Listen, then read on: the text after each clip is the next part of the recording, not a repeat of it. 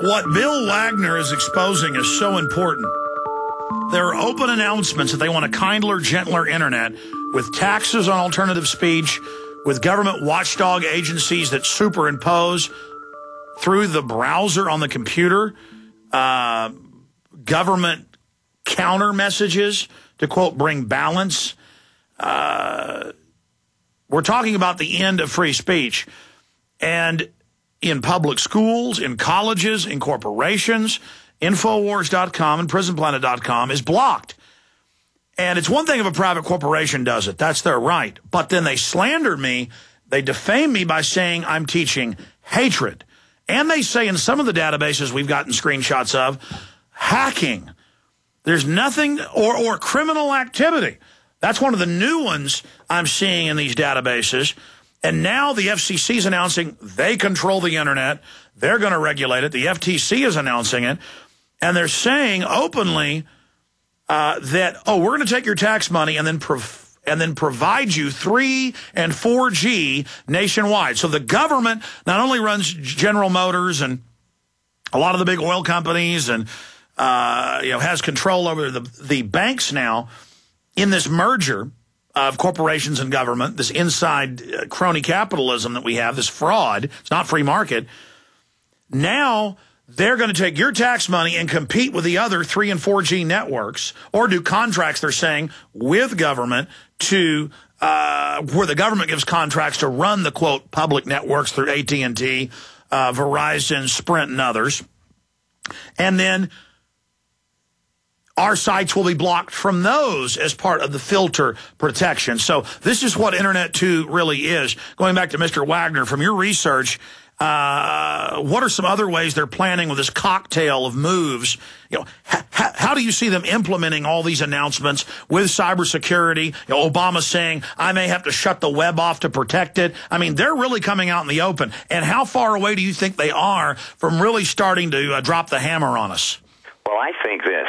I think there is no way they could ever drop the hammer on all of us, because the internet, what they would do is if they did that, let's say Mr. Obama, that's what I'll call him, just Mr. Obama, is that he said, I've heard him say it, yeah, might have to turn the internet off. Well, let me tell you what would happen if that was the case. It would create more hackers than he could ever imagine. Right now we have hacker problems as it is. Now, if he decided to shut the internet off and say it's going to be all government controlled, everything we say, the FCC, FTC, blah, blah, all this, there would be hackers everywhere. Do you think that people, I mean, I don't think people, I know the will of the people always prevail, at least in my opinion. You know, I've learned things in my life, in my 16 years of doing this, of how to beat these people. Okay, I see it going this way. I see Facebook dying, saying bye-bye. The more we talk about this, the more they're going to go away.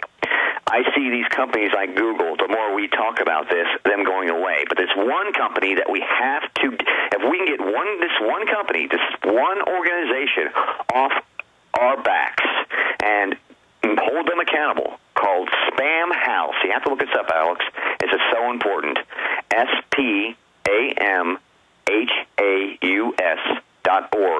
Once we shut these guys down, then everything is possible. Well, isn't that just a rating service that is creating some of the databases that are used? Well, that are creating the databases of what they say is spam.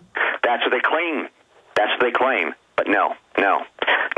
They're the ones that tell these providers what to do.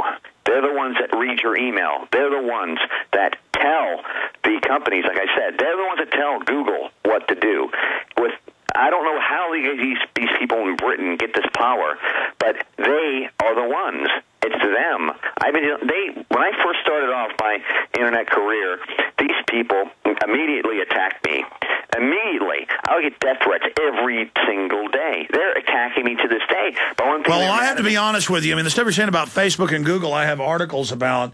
But I don't know enough about this organization, to be able to say that they're the ones sending you death threats. Well, Alex, let me tell you, it's very hard to find out unless you've been there. You know what I'm saying? No. Hey, listen, I've definitely got to read your book. Does your book cover all this? Yes, it does, in detail. Well, listen, do this. I appreciate you coming on with us, and I appreciate you being on the show. I appreciate you bringing me on the show, man. You bet. I'm gonna get your address, and we're gonna give you our address right now. So off air, and send me your book, because I wanna read that and investigate that for myself, because I know about Google, I know about Facebook, I know about these other organizations. I don't know about the group that you're speaking about, and so I don't really like to get into things that I haven't personally researched. And then we have guests on who expand on things, but that's very interesting. I'm sorry that you say that organization has been out to get you.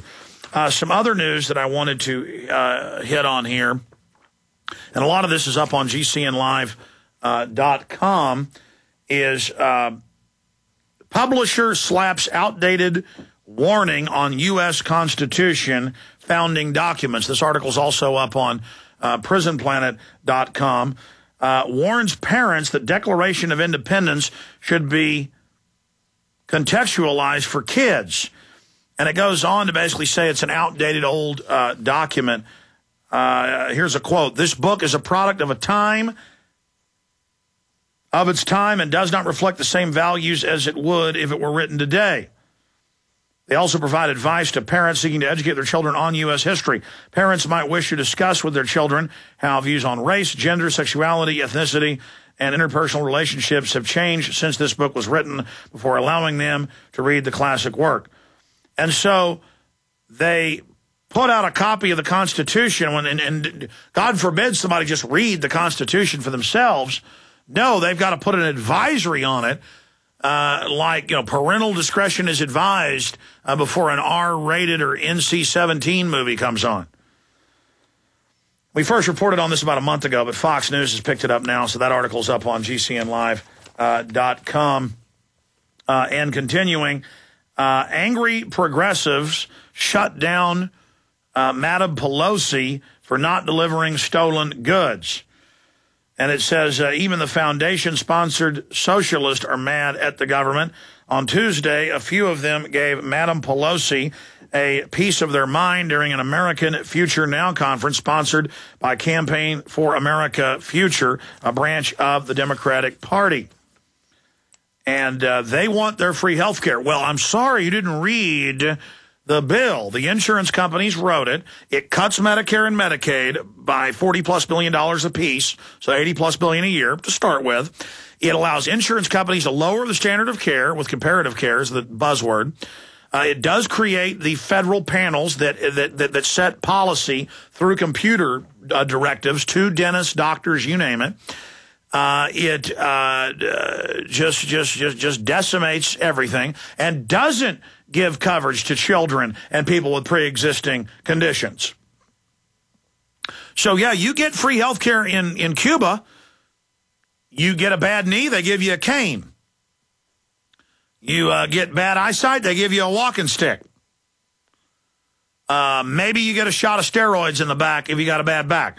I mean, okay, so Code Pink harangue Pelosi and demand Democrats make good on their promise to steal from the producers and give to the constituency.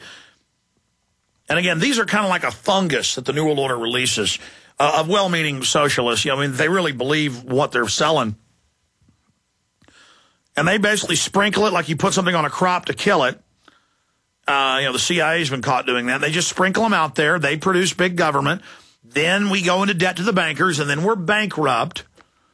And we're all dependent on government, and then we all basically live in squalor cities with sewage running down the middle of the street. And areas of America now look like that. Many areas of Florida and California and Texas. And soon there'll be sewage everywhere, except for armored compounds up on the hill where the tiny, local, wealthy people live who serve the elite. And so you want sewage and chickens running around the street, you get it. I mean, everywhere the globalists take over, sewage and chickens running around the street. So land of the sewage, home of the chickens. It goes on. It should be obvious by now, even to the far-left Democrats, that the federal government has no intention of implementing their socialist fairy tale paradise. No. They're going to raise the taxes, keep the money for the bankers, and then cut your health care. So, and they're now protesting that as that dawns on them. And those of you saying that, they're not going to get away with trying to shut the web down, you said they weren't going to get away with hijacking health care. By the way, I have people working in my office who have been pulled over without a current driver's license. I've had one for 6 months, not current. It finally came in the mail. I renewed 6 months ago.